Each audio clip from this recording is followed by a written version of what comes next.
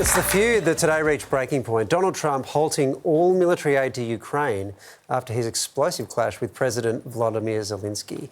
The move sparking questions around how long the country can hang on without America's help. Billions of dollars in aid on hold. President Trump has been clear that he is focused on peace. We are pausing and reviewing our aid to ensure that it is contributing to a solution. Well, I just think he should be more appreciative because this country has stuck with them through thick and thin. President Trump today pulling the plug on America's military aid to Ukraine, days after a fiery clash with Volodymyr Zelenskyy in the Oval Office. You're gambling with the lives of millions of people. You're gambling with World War III.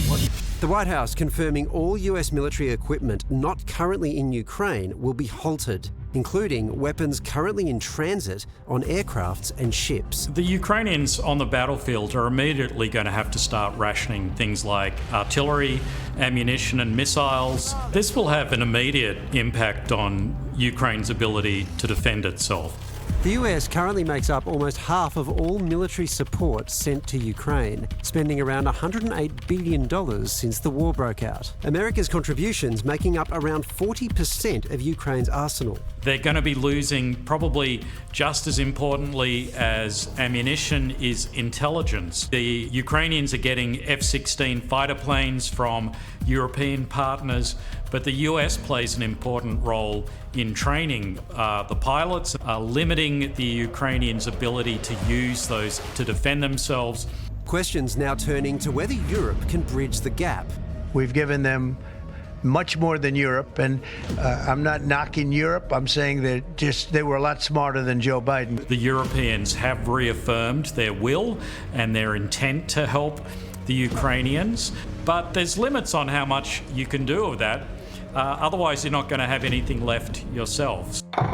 Ukraine having previously warned the country would only survive 6 months without US aid. Of course, in all the difficult situations, you have a chance, but we will have low chance to survive without support of the United States. Well, here to try and help us make sense of it all once again is Steve Clemons. Steve, is there any indication on when the aid might resume? Well, it's very tough to tell right now. Originally, Donald Trump wanted an apology from Zelenskyy and some appreciation, but this seems a little bit different. This seems like the president has decided that Zelenskyy doesn't want peace, and we're shipping him these weapons from the United States. And so I think what they're planning to do is to see which weapon systems are helping Zelenskyy stay at war and to kind of cut those off. So they may never get resumed. There also seems to be a weird amount of focus on the fact that he wore a T-shirt rather than a suit. Yeah. Is it possible that American foreign policy has flipped on its head over attire? I think getting Zelenskyy to wear a suit, which they did ask him to do, is a way of demeaning him.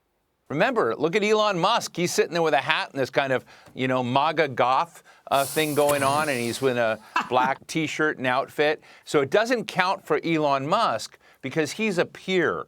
But when it comes to Zelenskyy, they wanted him to conform to what the president wanted. If this plays out in the way that it seems to be heading and Russia ends up winning this war or getting what they want out of Ukraine, Ukraine loses, it's a terrible story for them. Is it a terrible story for Trump? Right now, Trump seems to be withdrawing from a lot of America's commitments around the world. And a lot of his base want that. They see that being engaged in world affairs has worked out better for China than it has for their kitchen table. They see a kind of resentment that America's played this role as global cop, and they haven't done very well by it. So Trump oddly wins with his base for this. What begins to happen, though, is when prices go up, when you have trade wars, and you may have many more conflicts, including in Eastern Europe if Russia continues its aggressive campaigns to other countries, then I think Donald Trump is going to get real backlash because his base is only one portion of the American public, and I think the rest are going to say, what in the heck happened to America's place in the world? Steve, MAGA goth, you've got my Halloween outfit sorted. But I think there's a potential we're looking at this the whole wrong way, and there's another theory that explains what Trump's doing. I'm quite big in some Reddit forums. Do you think that Donald Trump could be a secret Soviet spy? Oh.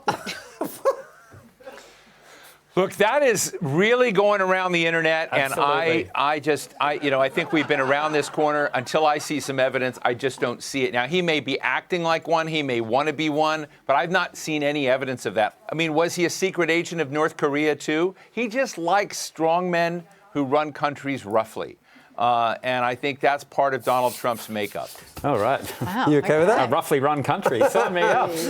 Steve, sorry about that. Thank you very much for your time. Sorry, Steve. Thank you. Sorry.